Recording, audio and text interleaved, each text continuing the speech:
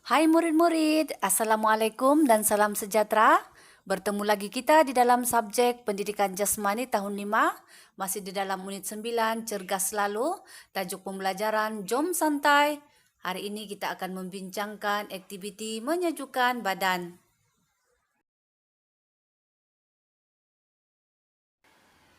Objektif pembelajaran pada hari ini adalah di akhir pembelajaran nanti murid dapat melakukan aktiviti menyejukkan badan. Murid dapat menerangkan perbezaan di antara aktiviti memanaskan badan dan aktiviti menyejukkan badan, dan murid dapat menerangkan kesan dehidrasi semasa melakukan senaman.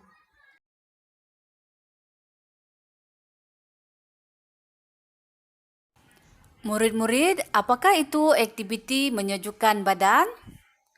Aktiviti menyejukkan badan merupakan aktiviti yang dilakukan selepas melakukan aktiviti fizikal seperti bersukan. Ia dilakukan bagi mengembalikan fungsi tubuh badan pada keadaan biasa ataupun normal tanpa mengalami sebarang kecederaan maupun keletihan ataupun kepenatan selepas bersukan. Murid-murid, adakah kamu tahu mengapa kita perlu melakukan aktiviti menyejukkan badan ini selepas melakukan aktiviti fizikal seperti bersukan? Ini karena ia dapat menurunkan suhu badan secara beransur-ansur kembali kepada tahap yang normal. Selain itu, ia dapat menurunkan kadar nadi dan juga kadar pernapasan pada tahap yang normal. Aktiviti menyejukkan badan juga dapat memastikan bekalan oksigen dapat dibawa ke seluruh tubuh badan kita untuk mengelakkan daripada otot lesu ataupun letih. Selain itu, ia juga dapat membantu mengendurkan otot dan pulih selepas bersukan atau melakukan aktiviti lasak. Ini akan dapat mengurangkan rasa sakit pada otot.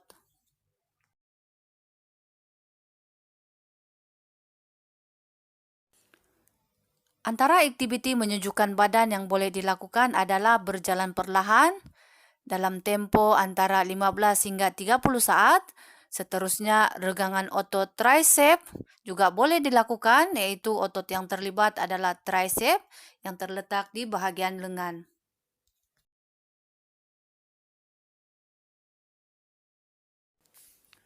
Selain itu, regangan otot trapezius dan regangan otot quadricep juga boleh dilakukan di dalam aktiviti menyejukkan badan ini. Untuk cara pelaksanaan regangan ini, murid-murid boleh merujuk seperti yang terdapat di dalam gambar. Selain itu, regangan otot gastrocnemius juga boleh dilakukan. Otot yang terlibat adalah otot gastrocnemius yang terletak di bahagian betis kaki. Dan yang terakhir adalah regangan otot hamstring. Otot yang terlibat adalah otot hamstring, yaitu otot yang terletak di bahagian belakang paha. Murid-murid kena ingat ya, semua aktiviti regangan menyejukkan badan ini perlulah dilakukan dalam tempo masa antara 15 hingga 30 saat.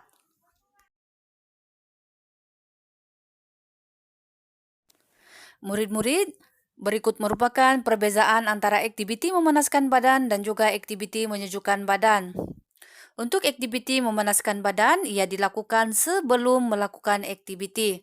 Manakala untuk aktiviti menyejukkan badan pula, ia dilakukan selepas melakukan aktiviti. Untuk aktiviti memanaskan badan pula, ia dilakukan dengan intensiti tinggi supaya suhu badan dan juga kadar nadi kita meningkat. Manakala untuk aktiviti menyejukkan badan pula, ia dilakukan dengan tahap intensiti rendah supaya kadar nadi dan juga suhu kita kembali kepada tahap yang normal ataupun biasa.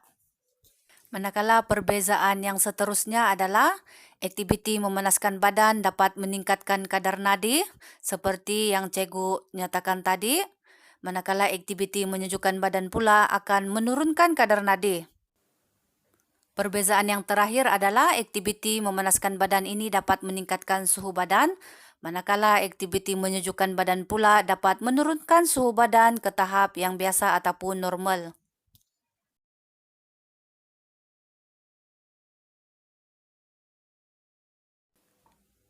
Ingat murid-murid, kedua-dua aktiviti memanaskan badan dan juga aktiviti menyejukkan badan ini mestilah dilakukan untuk mengelakkan daripada berlaku risiko kecederaan dan juga untuk mengelakkan keletihan pada otot badan selepas melakukan aktiviti fizikal seperti bersukan.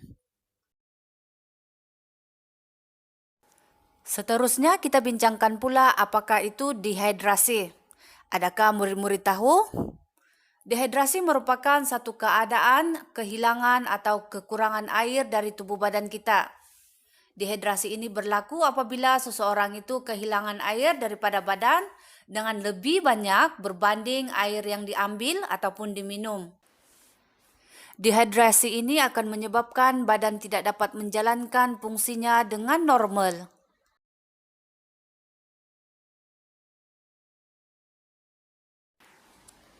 Secara umumnya, dehidrasi akan menyebabkan darah menjadi lebih pekat dan jantung perlu bekerja dengan lebih kuatnya untuk membawa darah yang beroksigen ke otot-otot.